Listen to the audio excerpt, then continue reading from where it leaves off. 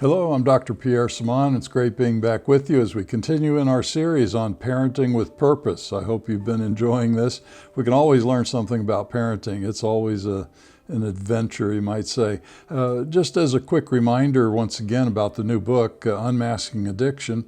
I've been hearing from various people who've gotten the book and they're really enjoying it. Unmasking Addiction is a nonfiction educational book that provides guidance and insights into addiction recovery.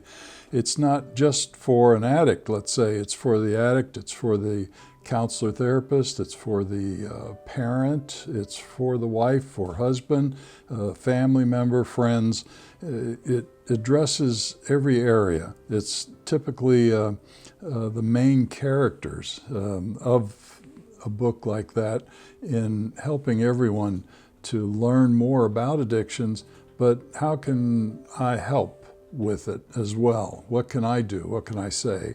How can I encourage? So however the key figures may be in the book, it's a narrative in helping everyone. So if you get a chance, you can get it on Amazon or Kindle.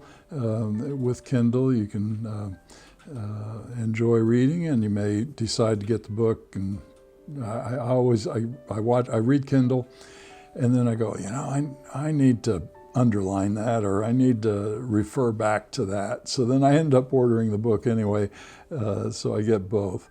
Well, essential qualities of effective parents is the broad category we've been talking about in parenting. Achieving empathy, we've discussed consistency, patience, and flexibility. This time we're talking about attitudes.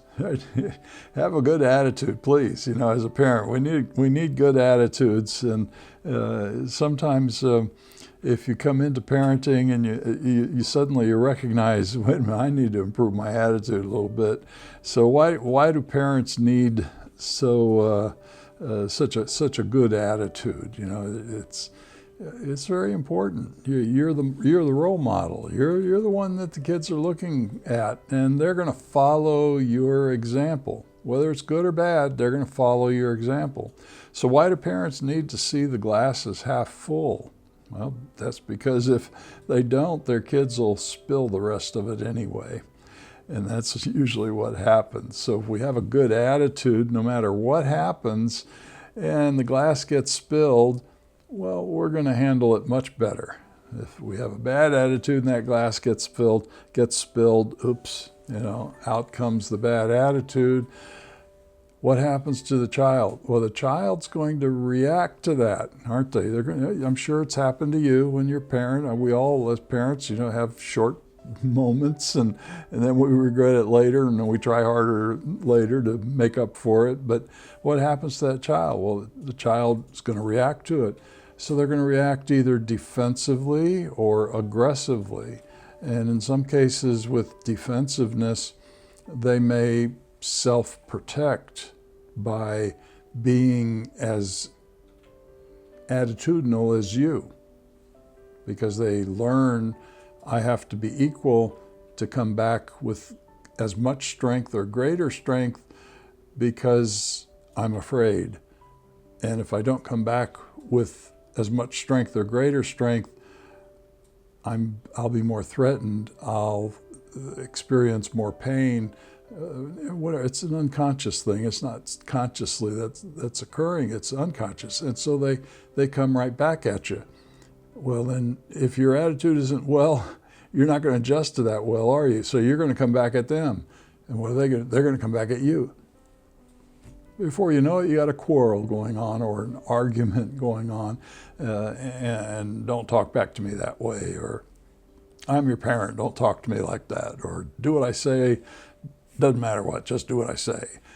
Well, that's what, again, it's just going to keep coming back at you. So let's talk a little bit about a good attitude. I'm sure all of you know this, but it's good to be reminded of these things. An excellent parental attitude is fundamental to a child's healthy development, and we all know that. That's basic. We understand it when we have our first child and we we're wanting to do best, and usually we do what our parents did in parenting.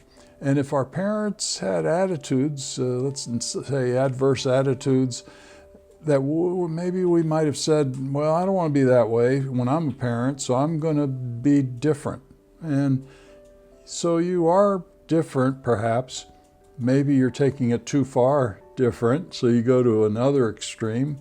Or maybe your differences may be subtle and good, or maybe you may think they're different, but they're just coming about it in the same way, differently, but with the same results.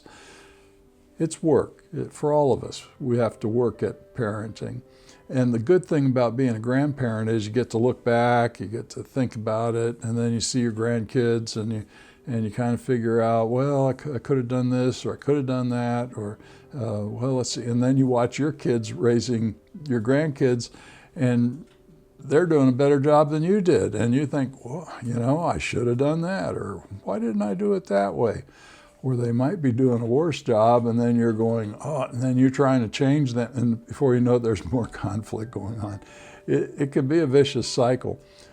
But if we do things God's way, if we just love, if we just give that unconditional love, guidance, you don't have to tell somebody what to do. You can make a suggestion, or you could say, well, could try it this way, or could do it that way. But you do it with love. Then it's received a little bit better. It profoundly influences the formation of children with secure attachment. When they feel secure with you, when they feel safe, they thrive. And you might not like the thriving at first. They might be a little more independent, a little more excited and whatever else, doing things you might not want them to do, but they're thriving, and that's a good thing. And it's just up to us to help them keep boundaries, stay within the boundaries. It's not up to us to punish them. It's up to us to discipline, and discipline's different than punishment. We've talked about that before. Disciplining is, well, let's not do that anymore. I'll, go. Okay, you're out of control. You're upset. Why don't you go to your room? Take 15 minutes. Take 30 minutes, and when you feel better, come on out, and we'll talk about it.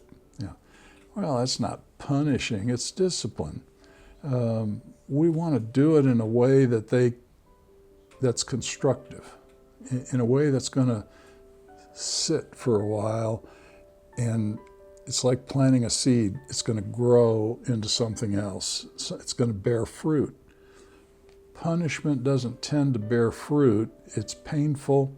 Sometimes pain occurs in disciplining, and it may have to be that way, but most of the time, no. Most of the time it's, okay, I learned from that, I can grow from that, so I don't repeat it again, and then it gets passed along.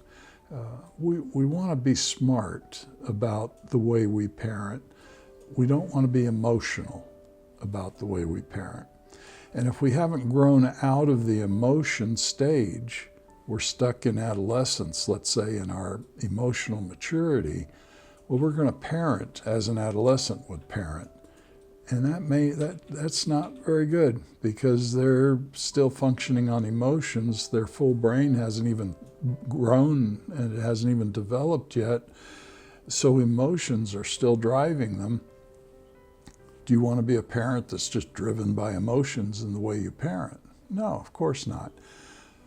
But working to increase your emotional intelligence, to grow your emotional intelligence, may take a little time and some effort, but we're smarter. Our brain is now fully formed. It's a little easier to make those adjustments as we get older if we make those efforts to make those adjustments. When parents approach their role with empathy, with patience, love, the bottom line is love, they create a safe emotional foundation for children to explore the world and develop their independence. When a child feels attached, feels safe, they'll tend to experiment more, they'll tend to reach out more, stretch their comfort zones more. And yeah, as parents, we have to pay more attention because they're doing that. But you know, that's a good thing. They're thriving, they're learning, they're growing. And we want to see that as parents in our children. Children with secure attachments tend to exhibit the highest levels of self-esteem. So this is what the research is saying. You know, it's not just this group says do it this way, that group says do it that way, and this group says this is better, or we're doing it better. Well, according to the research of thousands and thousands of kids and parents and families and all that, they've come to the same conclusion that secure attachments tend to exhibit higher self-esteem, better social skills, and lower levels of anxiety and depression. Now, just that alone. Okay, science is saying if you do things the way we were talking about, if you do things the way the Bible is teaching us to, love, peace, patience, goodness, gentleness, faithfulness, self-control, if you're doing things that way, all this good stuff the science is saying is going to turn out. So why aren't you doing it that way if you're having trouble in parenting? Or if you didn't do it that way, well, why don't you encourage your children who are now parents maybe to try doing it that way themselves? Who knows? Maybe it'll make you even better as a result of it. In contrast, children exposed to negative parental attitudes, so here again, science is saying if you do it the other way, what happens? Hostility, indifference, overcritical behavior. If your attitude is that way, what's going to come back? You reap what you sow, as the Bible says. That's going to come back at you, especially in their adolescence. Hostility, indifference, overcritical behavior. Now, there are times you might have a child that's overcritical and all that, and that wasn't your fault, and you were a great parent and all that.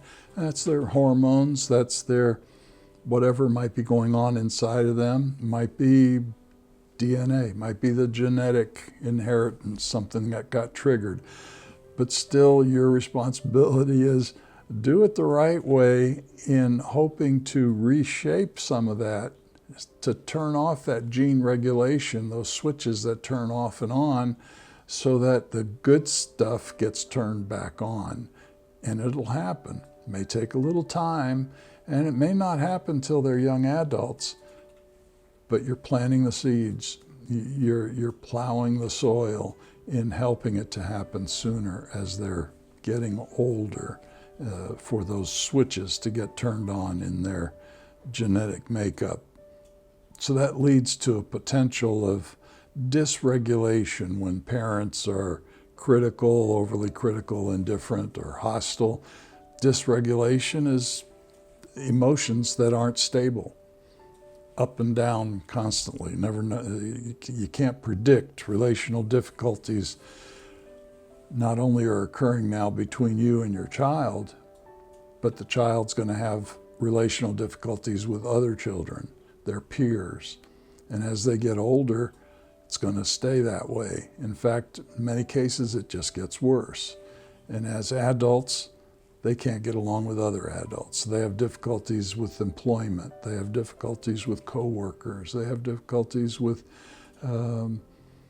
bonding, basically. So now they might get married. They're going to have difficulty there. Before you know it, there's a divorce. Next thing you know, there's another mess going on. So it impacts.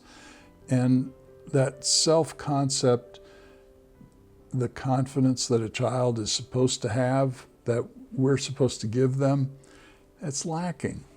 Children internalize parental attitudes, and over time they become the core elements in their own identity, in the child's identity. I'm not the perfect person.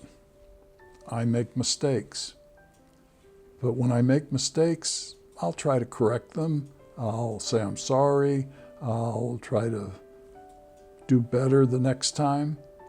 That's all children want. They want you to be able to say you made a mistake, or, oh, you're sorry that you did that or you said that. Give them a hug, cuddle with them a little bit, play with them a little bit, and they're fine all of a sudden because they're adaptable. And so you don't have to be a perfect parent. But catch yourself. When you make a mistake, be truthful, be communicative. And in the addictions book, in that first chapter, I talk about that lack of truth and communication that starts to form within a child and an adolescent, becoming an addict of some sort as an adult as a result, because they can't work through whatever it is that's bothering them. They're holding it in. And because they're holding it in, they need to turn to something to give them relief. They can't turn to others for that relief unless it's a sex addiction and they're turning to a person, but that person is an object. It's not a person. They don't relate to that person as a genuine individual who has needs. They relate to that person as an object meeting their needs. So they're turning to something to relax them. Okay. And then it just gets tensed up again, and next thing you know, they got to turn to something else. Well, when we have those bad attitudes with our kids, what do you think's happening inside of them? Are they shutting down? Are they going to communicate more? Are they going to feel safer talking, being truthful and all that? Well, I don't think so. It's just not going to happen if you're that way with them. Relax. Do it the right way, even if you don't feel like it. Learn how to communicate with your children. Learn to be truthful. Don't be afraid of truth. And there's a right way and a wrong way to speak truth, and there are right times and wrong times to speak truth. You have to figure that out. And when you don't know how to figure it out, that's where friends come in. That's where key persons come in. That's where counselors come into the picture to help you to figure those things out. Positive parental attitudes such as encouragement and acceptance promote a strong sense of self-worth and confidence in children. Again, the science is telling us that. The Bible has told us we don't want to believe it. Okay, well, they're doing it different over there, so I'm going to do it the way they're doing it. But is the research bearing all that out? If the research is bearing it out, okay, great. You know, that's working. So far, the research is bearing out the way the Bible is telling us to love our children unconditionally, give, be selfless instead of selfish. And that was Jesus' ministry, a ministry of selflessness, teaching us to be givers in helping and in doing. Now, it doesn't mean you're a doormat. You set boundaries, healthy boundaries, but you give within those boundaries. And in doing so, well, you're tilling the soil of the people around you and planting the seeds so they can bear fruit, so they can thrive. Conversely, negative attitudes like frequent criticism or indifference may lead children to develop a negative self-image and feelings of inadequacy. So what are they going to do when they have that negative self-image and inadequacy? Well, I got to make up for it somehow. How am I going to make up for it? Well, I'm going to control or be powerful or be a millionaire or have the most important job of everything, or I'm going to walk all over people. You know, I met somebody the other day who right away you could tell that's their attitude. They're going to walk over everybody. And I kind of, thought for a minute, and I just came back with kind of a strong position of planting my feet and communicating with them, because I felt like that's the only language they're going to understand for the moment under the circumstance. So I just, I responded with firmness and truth. I wasn't afraid to speak the truth to that person. They didn't like it, but it planted a seed, I'm sure, and they're going to be thinking about it. Sometimes we have to say that to our kids too. Hey, not a good idea to do that. Here's what happens when those things are done. Let's not do that because it's going to hurt you if you keep doing it. You're speaking truth, but you're doing it in a loving way, in a kind way, in a respectful way. In the stages of development, we're going to speak some more about stages next time, but in the moral development of our children, we need to realize that we're teaching them ethics, we're teaching them morality, and we want to be the parents with the attitudes that are going to display moral and ethical modeling for them. And Kohlberg is a researcher that has developed the stages of moral development. And in those stages, he talks about that development of ethics. Sometimes you don't develop the ethics until later in life, but if you can develop them early, it's easier later. And stage one is obedience and punishment orientation. That is recognizing the difference of obedience versus consequences. Individuals determine right or wrong based on potential consequences for themselves rather than any social consensus or ethical principle rooted in avoiding punishment. So look at this as a little child. How do they know what not to do unless there's a discipline involved to help set the boundary, give them the consequence of whatever it might be? Sometimes consequences are natural. You tell them put their shoes on when they're walking on the rocky ground, and they kick their shoes off and they step on something and hurt their foot. Well, you don't have to give them discipline for that. They've already experienced the discipline. That is, they experience the consequence of what just happened. So you don't yell at them. You don't criticize them for not having their shoes on. You say, oh, honey, I'm sorry that hurt. Let's put your shoes back on. They get the point at that point. That's a natural consequence. Most of the time, especially if the kids are alert and all that, most of the time natural consequences, they do it all for us. We don't have to give that discipline or unnatural consequences. Most of the time they learn from that. Those that may not learn, well, then maybe they need a little extra consequence that you might have to give. You're gonna have to take out the garbage an extra day this week or whatever. Natural consequences are just helpful tools in helping us to remember what not to do or what we need to do. But we do it in love. We don't do it with pain and criticism and condemnation. So obedience and punishment is recognizing that, and that's an early ethical stage of moral development. In Proverbs chapter 3, it tells us, "My son, don't despise the Lord's discipline and don't resent his rebuke, because the Lord disciplines those he loves." In the past, I've had parents who, what we might call permissive parents, permissive parenting, and we've talked about that. And that, everybody is, whatever works for you, great. If it's working, great. But with the permissive parenting, no discipline, no guide, no boundaries, and what happens? Well, then there's going to be troubles as that child gets older, and they're going to have difficulties getting along in life because they're going to be entitled. It's just the way it is. This person I was telling you about just a moment ago was an entitled person, and a very selfish person, and all they were thinking about was themselves. And there was no way you can communicate with someone like that in just a passing type of situation. So you have to communicate with them in a way they might understand or that they might comprehend.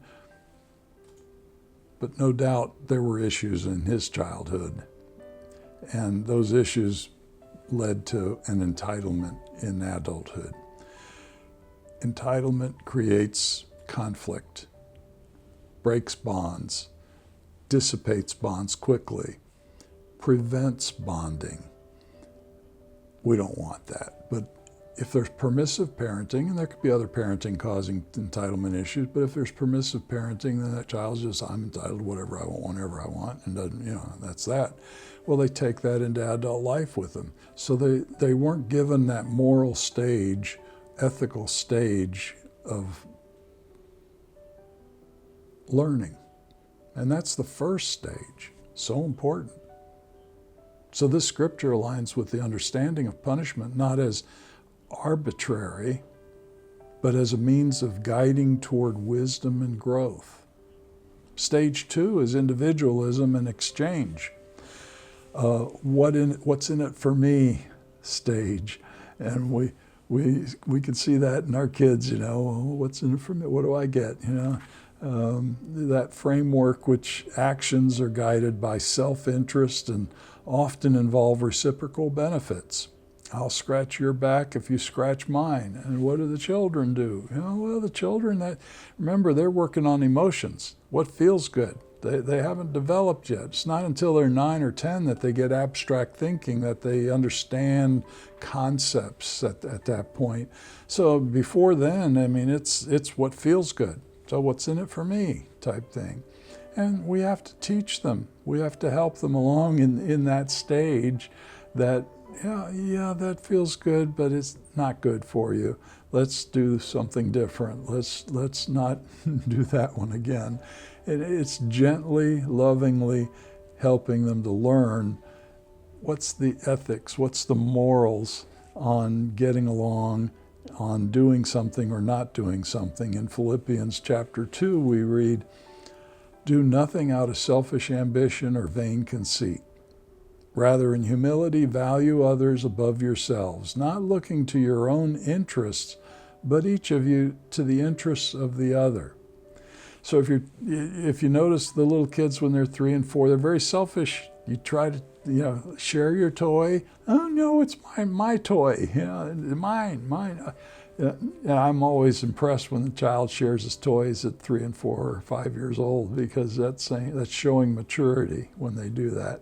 But most kids, they're just not at that level yet. No, it's mine. They get angry, if another kid takes their toy. Well, that's just normal. You don't get angry at the child for doing that. You don't punish them for doing that. That's normal. You did that probably when you were that age. They're learning, and you help them to learn. And so sometimes you got to communicate with them. It's okay to share, or here, you can play with this while they play with that. Working out a trade, a fair trade, what's in it for me type thing, because that's what they understand. That's how they're functioning. Stage 3 is good interpersonal relationships. Individuals focus on social approval, maintaining good relationships. So as the children get a little older, now they're thinking more about getting along with their peers, other schoolmates. They want all the kids to show up at their birthday parties at that point. Oh, somebody didn't show up, or only 2 people showed up. Or, they get upset because now they're thinking socially a little more. And this is a stage of development that's normal, and we want to help them in that stage as well. Moral decisions are guided by the desire to be perceived as good by others. Now, if you're not perceived as a good parent by that child, what are you teaching the child? What attitude are you putting into that child when you're being selfish, when you're being self-centered, when you're being critical or impatient or whatever? Well, you're causing the child not to develop into this stage 3 of good interpersonal relationships. They're going to reflect you when they're trying to get along, and it's not going to work out very well, because it hasn't worked out very well for you if you were that way. Jesus' commandment in Matthew 22, love your neighbor as yourself. Easier said than done, isn't it? wow, yeah, that neighbor, they keep blowing their grass on my property, or they don't take my garbage in when I'm out. They know I'm out of town, or whatever it might be. Yeah, why should I love them? Why should I take their garbage when I know they're out of town and put it by their garage door? Or why should I not blow my grass on their property when it's time to blow the grass? Well, this is why. Because the Lord is telling us morally, ethically, it's the right thing to do. Well, if we do the right things to our children, they learn from that. They're going to tend to do the right things back as they get older, hopefully, right? Doesn't mean your neighbor's going to, but because you're doing the right thing, there's peace inside. When I say nice things to nasty people, there's peace inside. They might be doing it wrong. They might be unkind or adverse, but I have a peace that I'm doing it right. And I sleep better that night. I don't know if they're sleeping or not, but I tend to think they're not, and they're having more troubles with everybody else, so there's going to be more inner conflict going on in them. They're going to get angrier. They're going to have a tougher time. I'm at peace because I'm doing it the way I'm supposed to do it. Now, I'm not perfect. Again, I don't always do it that way, but I'm giving you that example. So empathy, this passage emphasizes empathy and the importance of treating others well, which is central to the stages of interpersonal focus. Ethics, morals, you may not have been born with empathy, an ability to understand the needs of others, put yourself in another person's shoes when they're having difficulties to understand that, but you can learn it. That's something that is learnable. It's teachable and learnable. I can comprehend if I didn't learn it early because my parents may not have been that way. Oh, I should be that way? Well, okay, let me work on that.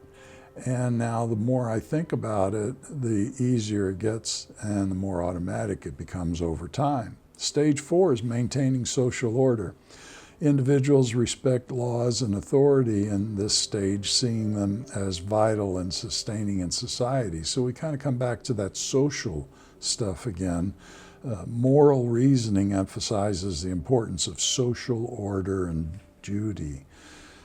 So what's the right thing to do? You go into the restaurant and you have an attitude. Well, you're teaching the kids to have an attitude when they go into restaurants. But if you don't have an attitude, if you're thinking of what's socially right in the way we come into the restaurant and the way we sit or the way we handle ourselves, we're reflecting to the child, that's the right way to do it. That's the socially acceptable way in getting along. And that's a stage. They're learning as they're growing, but we're teaching them, hopefully we're teaching them right. Romans chapter 13 tells us, and it underscores this by saying, let everyone be subject to the governing authorities, for there is no authority except that which God has established. I might not be in agreement with whoever is in authority, but I need to respect the position because they're in authority. If I don't respect the position and follow along to a point that is okay with God, then there's going to be disorder. If there's disorder, there's going to be conflict, chaos, and a whole lot of troubles. No different than the family. If a parent treats the child that way, there's going to be disorder. The child is going to treat the parent that way and others. Yeah, you're the parent, they're the child, you're the authority, but you don't lord that authority over them. You don't want your authority to lord over you. So God doesn't say, you have to do this. He says, you can do this or you can do that. If you do this, good things are going to come. If you do that, there's going to be consequences. So it's your choice. So he's not lording over us. So we don't want to lord over our children and say, well, I'm the parent, you have to do what I say. That's not going to work. That creates rebellion. And we don't want that. Stage 5 is social contract and individual rights. We hear a lot about that these days. Individuals recognize the laws are social contracts intended to benefit the majority.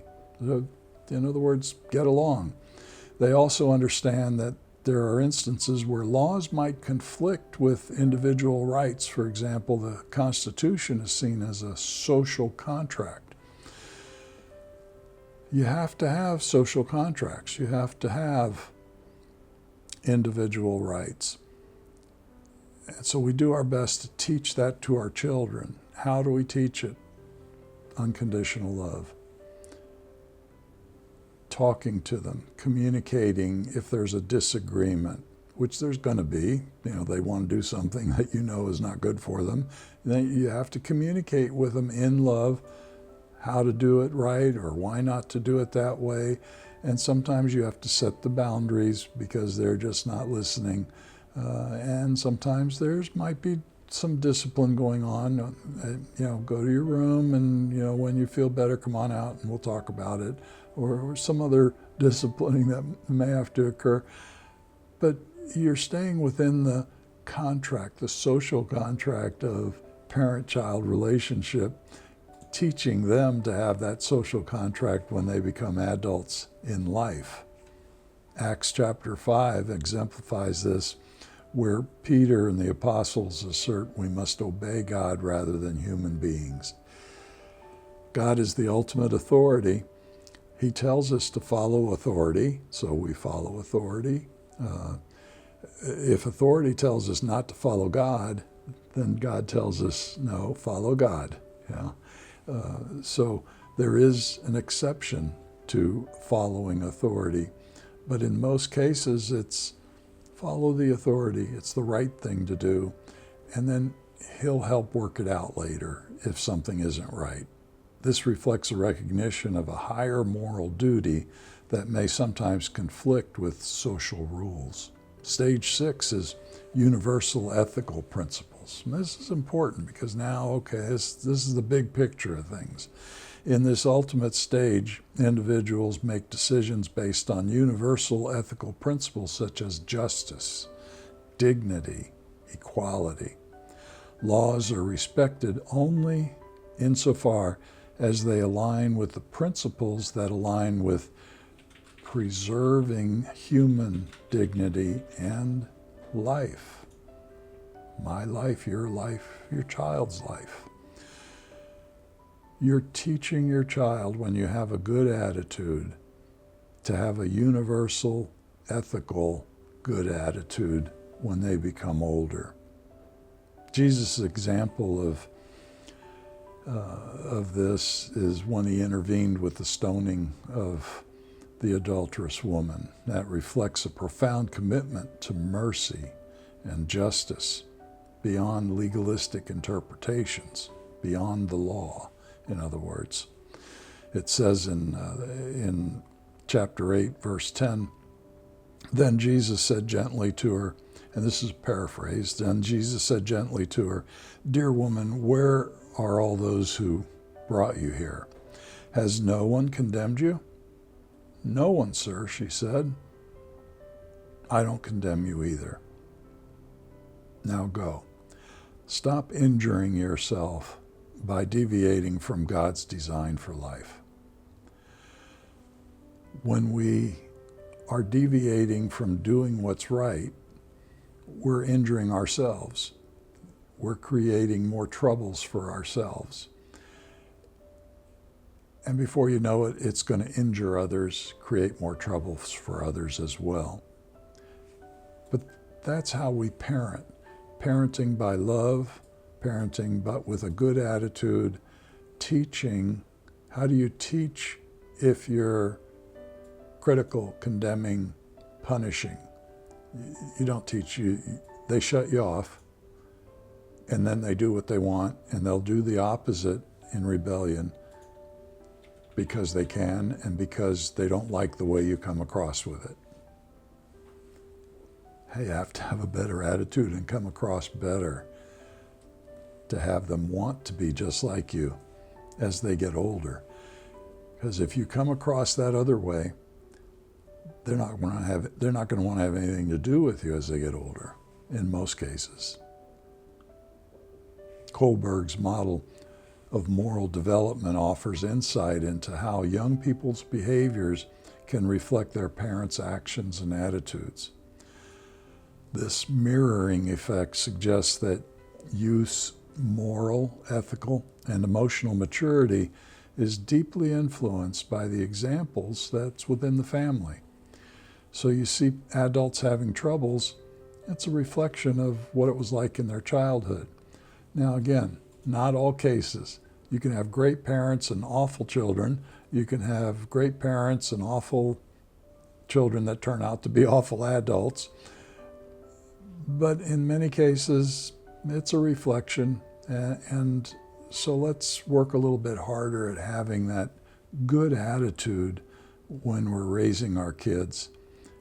And if I need to improve myself, okay, I need to work on that a little bit and do better and be better. So in particular, whether a young person exhibits behaviors characteristic of early immature stages or demonstrates later stage moral reasoning is often a direct reflection of the parental values, attitudes, and behaviors they've observed. So youth's progress into adulthood, their moral maturity, their ethical maturity, their level of ethics can often be traced back to their parents' behavior and the foundational attitudes established within the family unit. Parents' behavior and attitudes within the family become a template for which the children develop their understanding of right and wrong, ultimately shaping their ability for higher levels of moral reasoning as they approach adulthood. Parental modeling aligns with positive ethical principles and equips children with a stable foundation for emotional maturity. It highlights the lasting impact of family dynamics on personal well-being and personal growth. Well, next time we're going to get into a little more on the development, the understanding child development in parenting with purpose. If you get something out of this, please subscribe and give us a like, and that keeps us motivated. May your troubles be minor, blessings more, and happiness come through your door. Have a great week, and we'll see if we can do a little bit better in our parenting this week than we did last week, let's say. All right, bye-bye.